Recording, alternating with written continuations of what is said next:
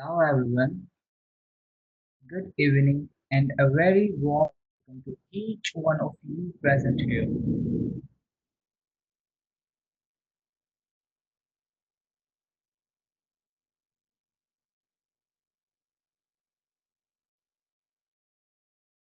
First of all, what IEEE is, Institute of Electrical and Electronics Engineers, world's largest professional organization committed to the advancement of technological innovation and excellence to benefit all of community. This association has developed thousands of standards to provide a basis for regulation and remove barriers for development. It is designed to serve professionals involved in all aspects of electrical and computing fields and related areas of science and technology that underlie modern civilization. An interesting fact is that IEEE has a community of 420,000 members from all professions, including students, doctors, and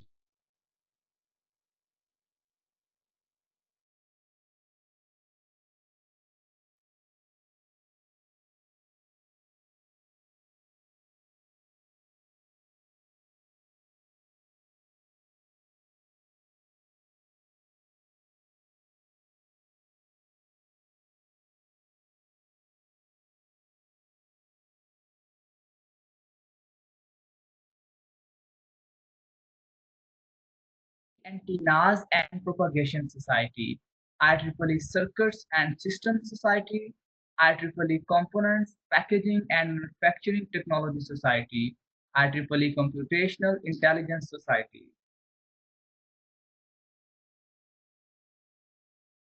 Okay, so here is our event, IEEE Potential Development Webinar Series. Prior time to start a new life. The main purpose of this webinar series is to engage maximum people with this fruitful and healthy activity in this pandemic situation. There are interesting topics with great speakers and we will spend some good time together. Okay, so here is the series timeline. We have total 8 webinars on different work themes like mental well, research methodology, personal development, sustainable development, and coherent national research agenda in Pakistan. Find your inner skills and start making money. Study of COVID-19 from the perspective of control systems. If you don't find it, then create it. Time management. 2 webinars are done and 5 more are to come. Okay, so here is the progress of last 2 webinars. 140 people attended our first webinar on mental well-being by Mariam Rashid via Facebook and WebEx. 151 people attended our second webinar on research methodology by Dr. G.S. Javed via Facebook and WebEx. Okay, so today's speaker is Dr. Mariam Rehman from Faculty GCU Faisalabad, and she will talk about personal development. Dr. Mariam Rehman is Chairperson Department of Information Technology at Government College University Faisalabad. Prior to joining GCUF in 2018, she served as teaching faculty at Lahore College for Women University Lahore. She completed her MS and PhD from Asian Institute of Technology, Thailand in 2019, 2009 and 2013 respectively. Dr. Mariam has participated in various national and international conferences and workshops and has more than 30 papers in different national and international journals. Okay, so here we have an activity for you during webinar. What you need to do is take a screenshot of the webinar or take selfie with the webinar. Share your experience on your Facebook or Instagram and mention us on these Facebook and Insta IDs. an additional certificate, and special shout out on our Insta account.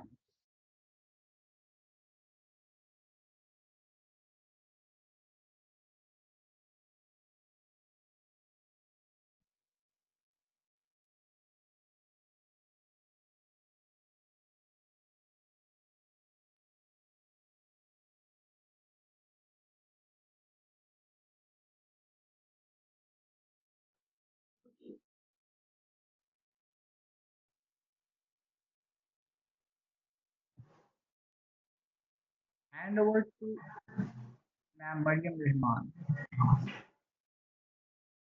Thank you so much. Hello, everyone. I will start my session today. This is Dr. Mariam Rehman. I have more than 15 years of experience of teaching young students, mostly from CS and IT background. Today, my focus is on personal development. Persons are building blocks of society, and their development is basically development of society. The presentation today is based on my observations and examples from IT and CS technology. In this presentation, I will take overview of historical development of human societies and how the future looks like. Moreover, I will be discussing about the challenges that need to be addressed in personal development. First of all, we take historical perspective and look how humans evolve from hunter-gatherers to current age modern humans. At first, I will be discussing about the technological explosion. As you can see in this slide, on the x-axis, we have years in centuries, and on the y-axis, there is exponential Ma'am, growth. sorry for disturbing. Can you please kindly share your presentation? Thank you so much.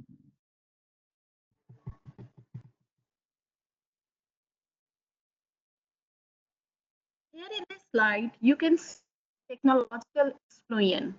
On x-axis, we have centuries in years, and on y-axis, you can see there are multiple products which are exponentially growing. For centuries, we all had the future, so more or less what type of circumstances our parents lived or our next generation will face.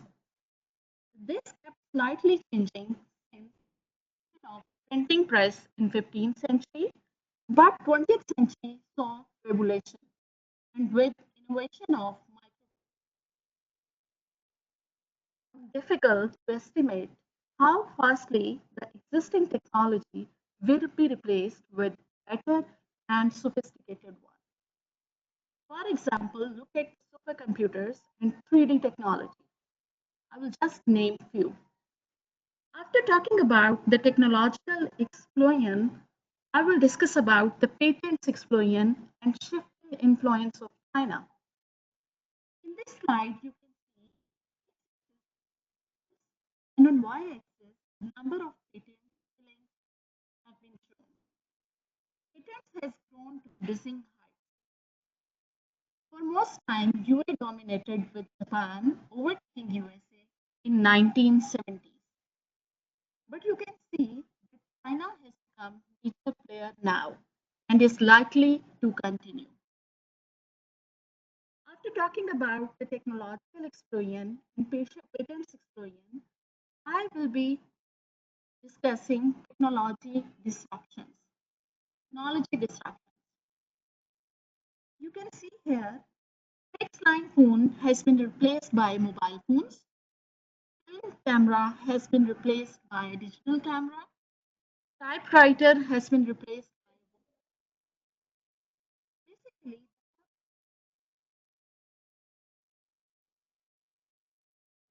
trends, population, and technology future was to develop understanding how to make personal development in fast technological time.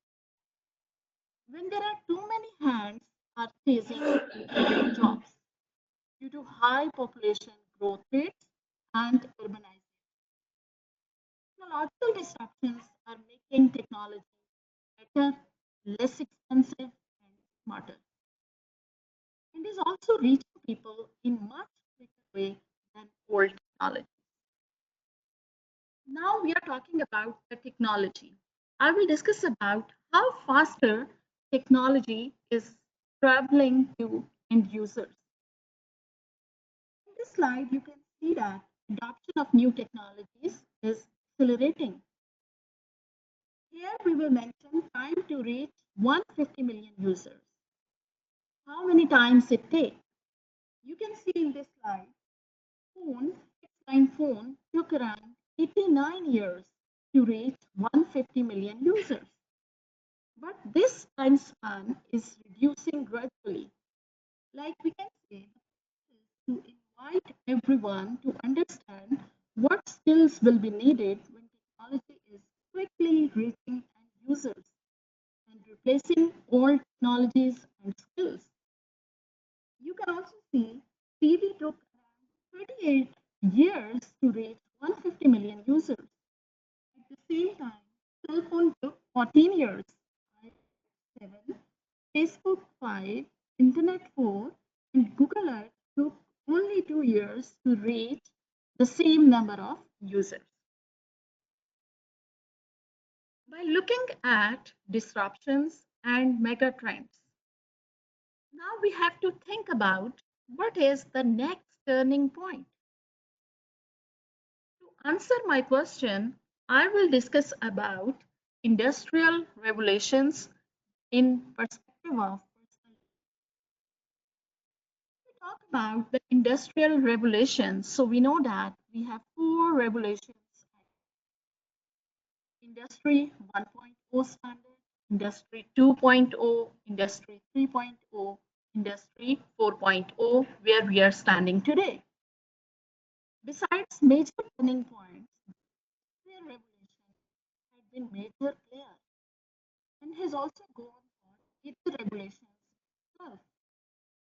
As we are moving towards Industry 2, it is important to note that in each successive revolution, it was mainly machines that were needed to be replaced with new technology while performing the same task but with efficiency. Industry 4.0 may need to replace people and making more people unemployed. So the main target is what should be the aim of personal development in such kind of scenario when there will be many people. We have to think if some specialization is more important or dynamic personal development is need of time.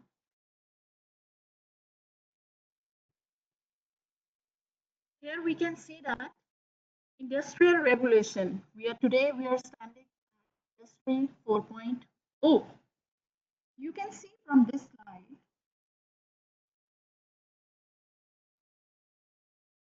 You can see from this slide, Industry 1.0 was based on mechanical weaving loom, water, and steam power.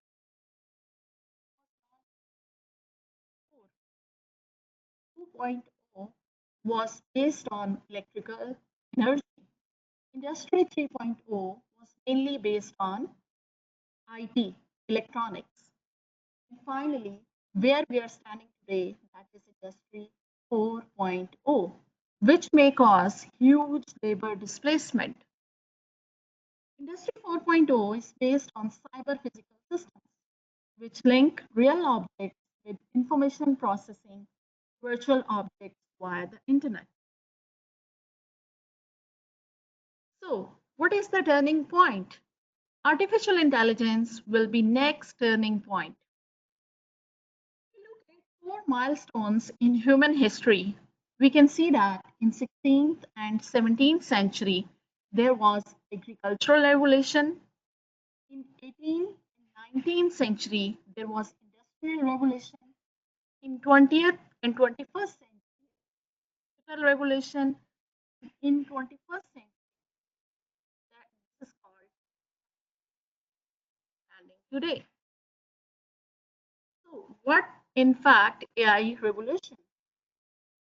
By Stephen Hawking, computers will overtake humans with AI within the next 100 years.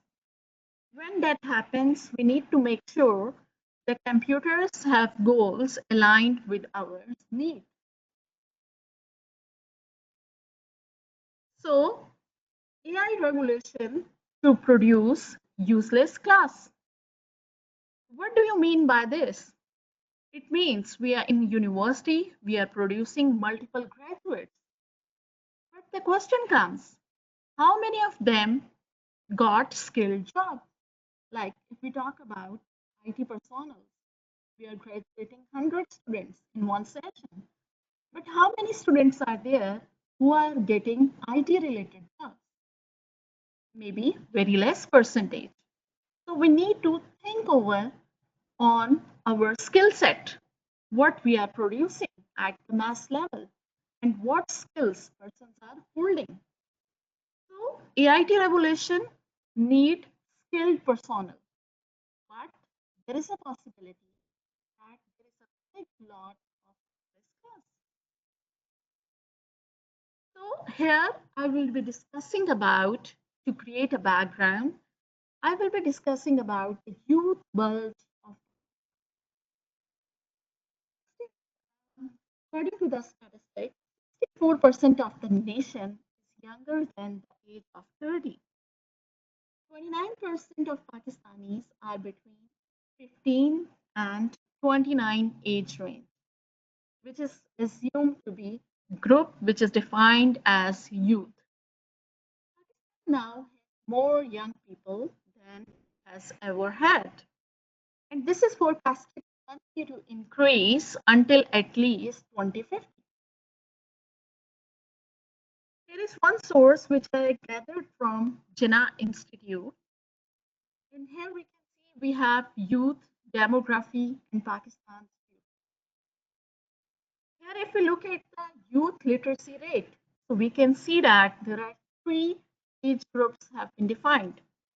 In the 15 to 19 age group, there are 82.2% male are literate, while 68.9% females are literate.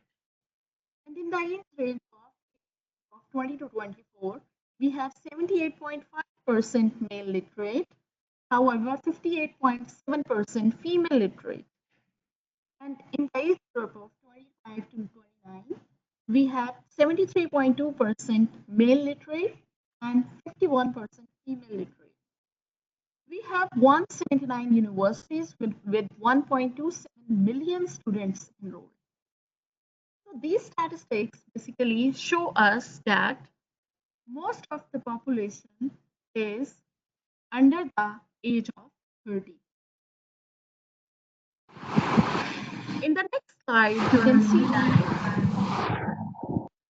can see that there is 60% population below age of 30 years.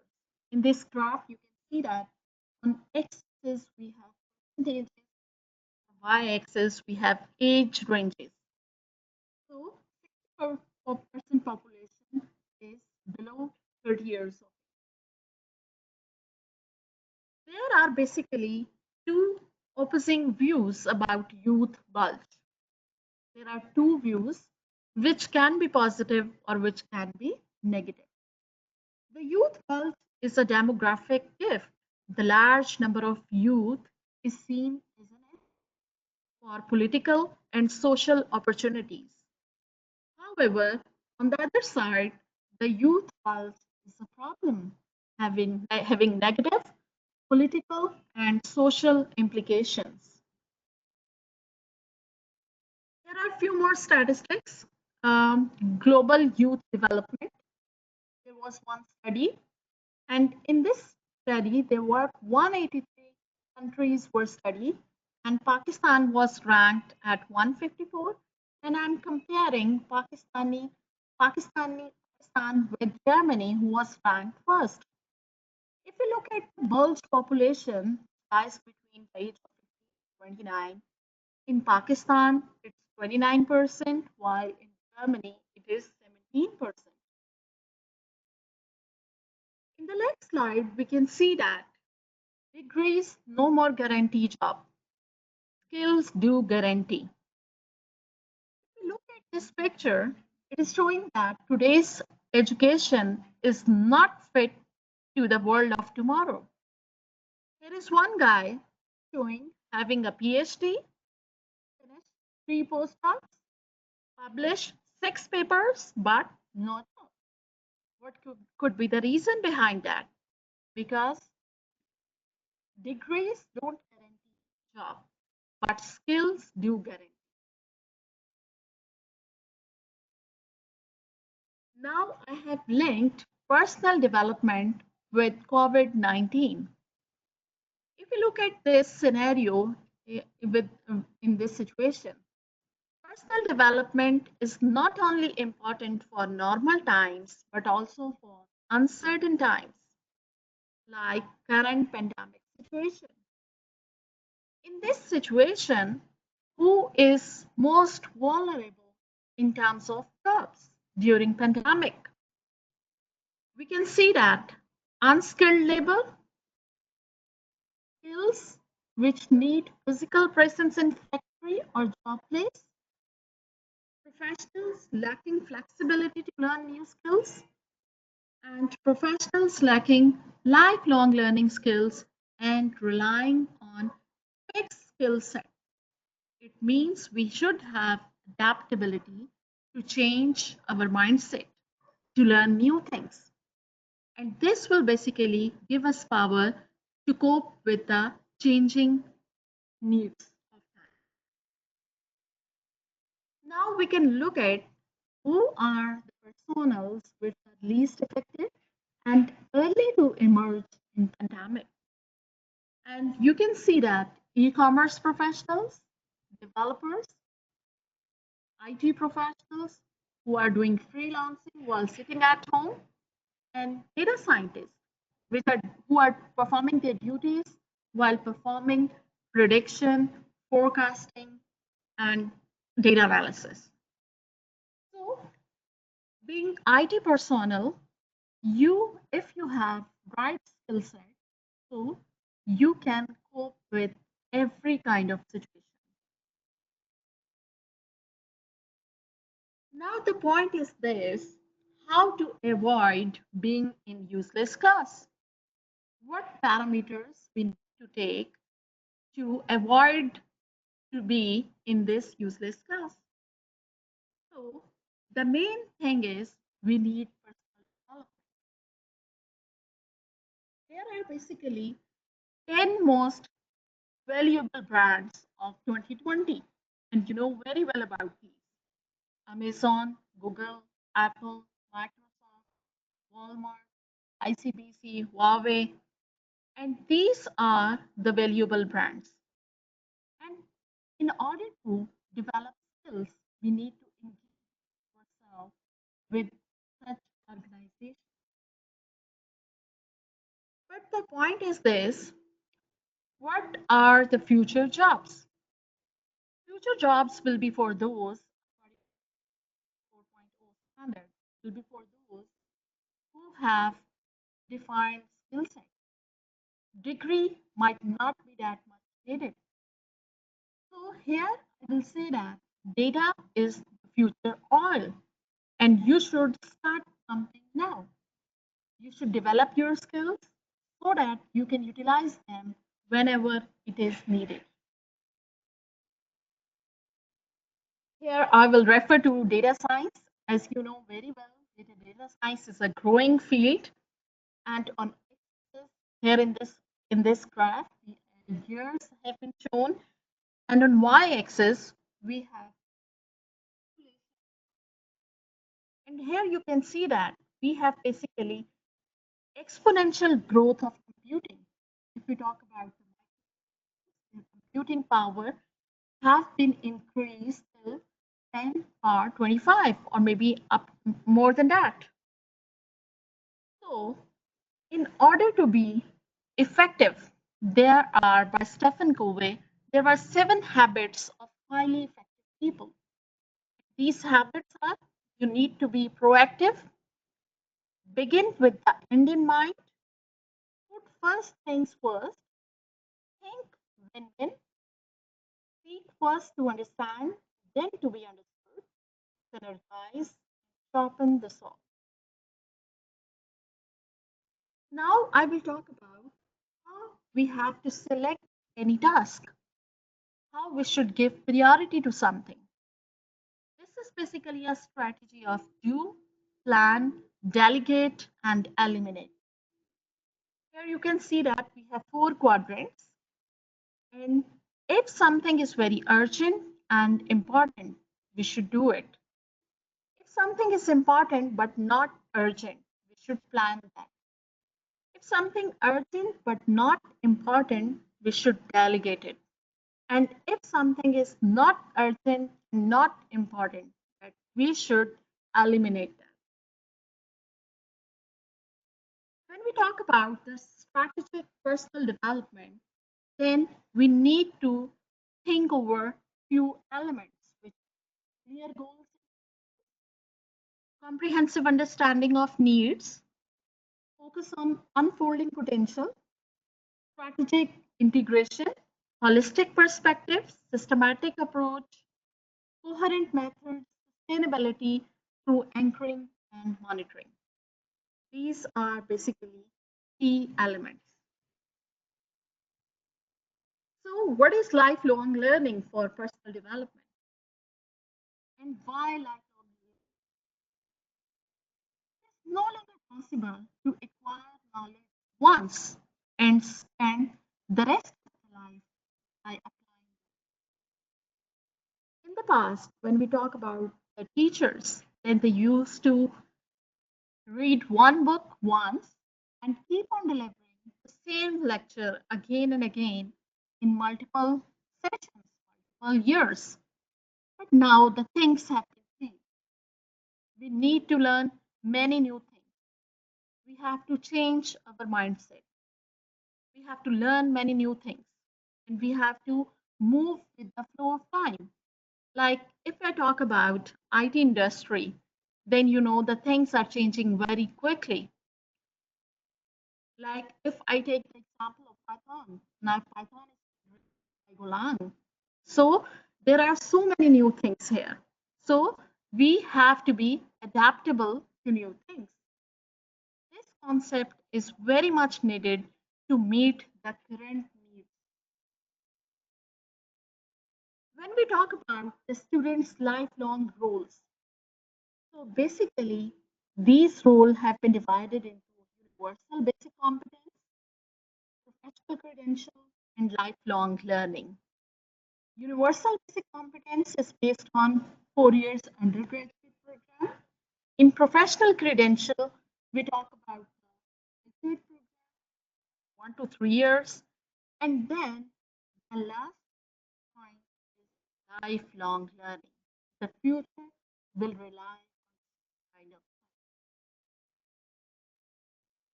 So basically, what is the secret to master any skill?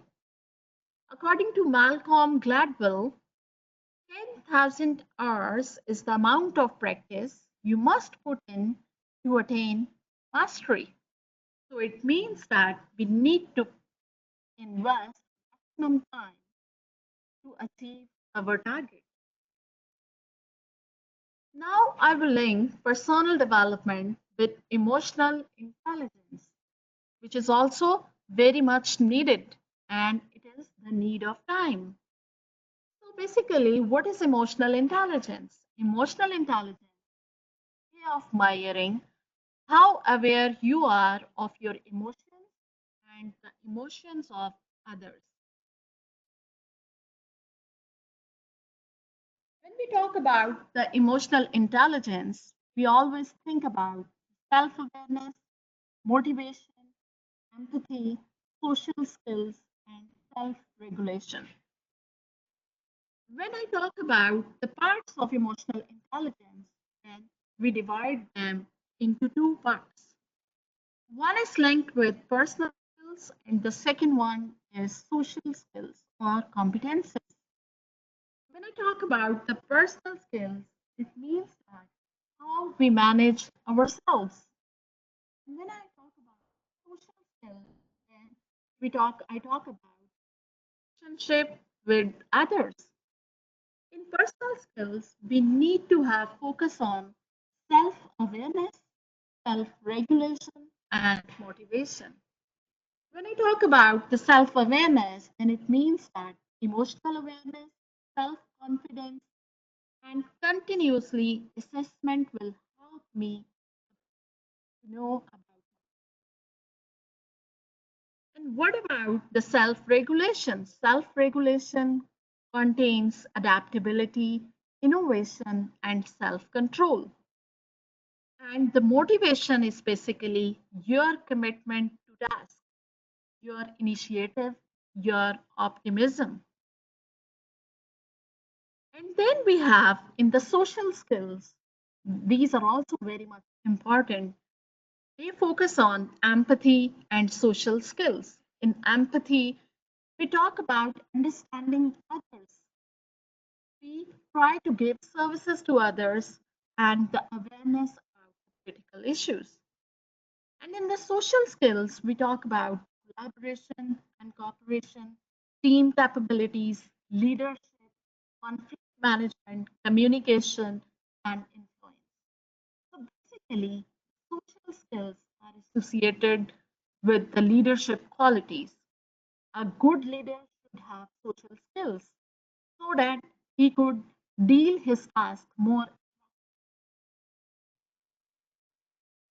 Now, when I talk about the emotional intelligence, then it lead to increase team performance, increase leadership ability, increase personal well-being, reduce staff turnover, improve decision making. So, emotional intelligence is very much needed for good leadership. If I compare between IQ and EQ, in past we used to focus on IQ only, which is basically based on analytic parts, logic, language, science, and mathematics. But today we talk about EQ, which includes intuition, creativity, holistic thoughts. So basically, this is basically the difference between IQ and EQ. If I find a detailed difference, then IQ basically measures cognitive intelligence, your ability to learn skilled use of reason.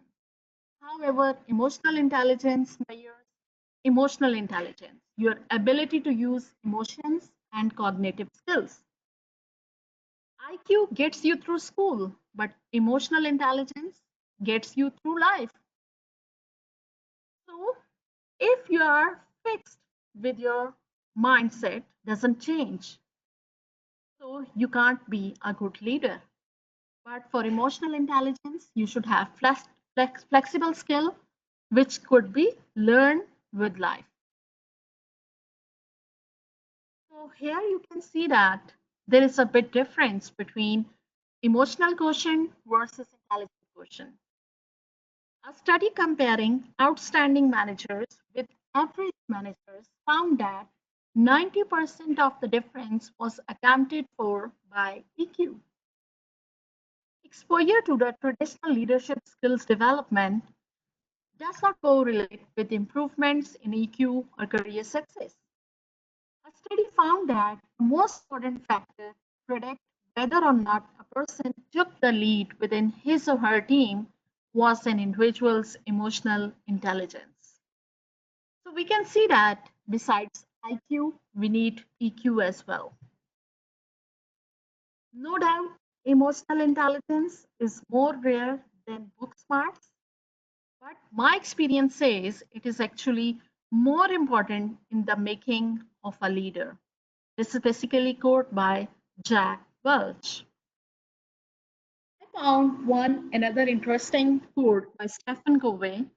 Research shows convincingly that EQ is more important than IQ in almost every role, many times more important in leadership roles.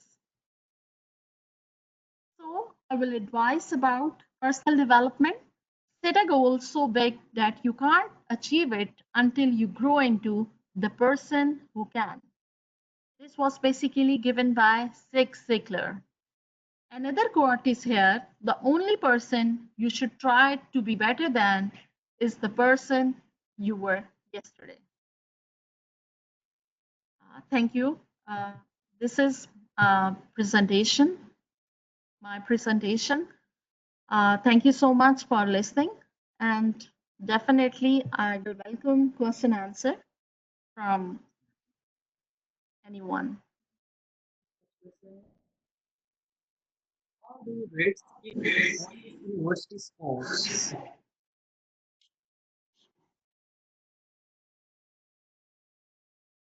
And how do you rate skills versus university scores? Sorry, I can't hear. Okay, am I audible, ma'am? Yes. Okay, ma'am, first question, how do you rate skills versus university scores? I'm sorry. How do you rate? How do you rate skills versus university scores?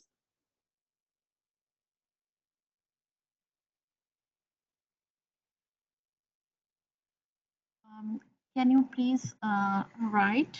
I'm sorry, I'm unable to hear properly. Sure, Yes, ma'am. please.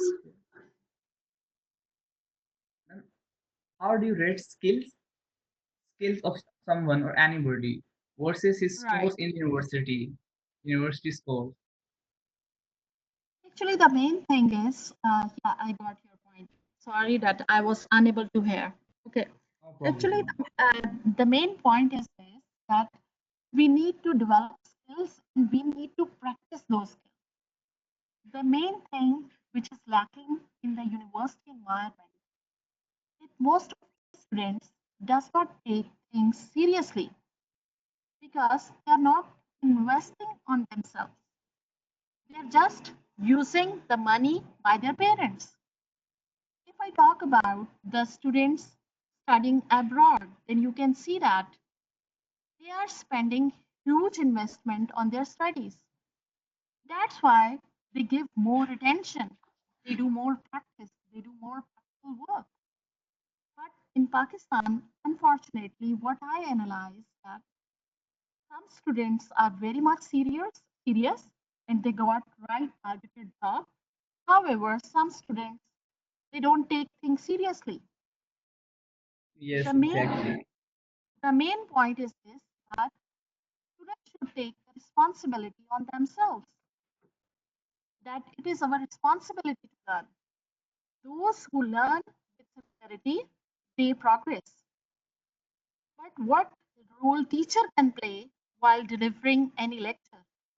Teacher can think about, can more emphasize on leadership role. If teacher will deliver a good session or create interest, then definitely Exactly. students will also get attracted. Okay, thank you, ma'am. The next question is emotions and personal development. How would you relate both of them? Actually, if I talk about the leaders, then the emotional, um, uh, these parts are really very much important because Exactly. it requires not only personal competence, but it requires social skills as well. So, social skills are basically which you really need to lead towards your target. So, they are very much integrated. Because Okay. if I am a leader, I have to do some work, then I have to involve my team as well. I should have team abilities so that I could reach to the target. Okay. Thank you, ma'am. Next question is, can you please elaborate IQ personality? Actually, if we talk about the past, then we can see that we always focus on analytical parts, on the like or maybe if I talk about the teachers, they were just like producing what they are reading from the book, right? If I talk about the teacher used to go, they deliver lecture, and they will be delivering the same contents year to years, but are not involved in their social relationship. But what is this era is we need to we need to get involved with the people as well. We need to understand one another. We need to develop team oriented approach so that collectively many minds get together and lead to the target. Exactly. Thank you, ma'am. And the last question is, ma'am, as you told, most population of Pakistan is young. So why are we not progressing that way? Where we are lacking? I think the main thing is the main role the teachers could play. What they can, how they can help the youngsters. They can basically motivate them towards a direction. Most of the time, I feel that the students don't have direction in their mind. They don't feel why they're coming to university because teachers also don't tell them that why they're coming to university and what should be their role. This is basically a two-way process where teachers have to play their role as well as students have to learn. But the point is this, unfortunately, this both way condition, they both have to play their roles. Otherwise, we can't boost our youngsters. Exactly. Okay, thank you so much, ma'am. Welcome. Do we have another question? No, ma'am, Anyone? that's all. Thank you so much. Okay. Our next will be on Wednesday, 13th of May 2020 at same time. Naveed Ahmed Unur from NTDC Pakistan will talk on sustainable development and coherent national research agenda in Pakistan. He is working as assistant executive engineer at National Transmission and Dispatch Company, Ministry of Energy, Power Division. He have volunteered as Action Plan Executor, Affordable and Clean Energy for World's Marriage flagship program, Marriage 360 to tackle United Nations Sustainable Development Goals. He have authored 4 conference proceedings and 2 research papers. He is a qualified electrical engineer, aspiring to become an exemplary engineering professional in the field of electrical energy and power engineering. He served his community as a change maker, helping young engineers in capacity building and career development through leadership training.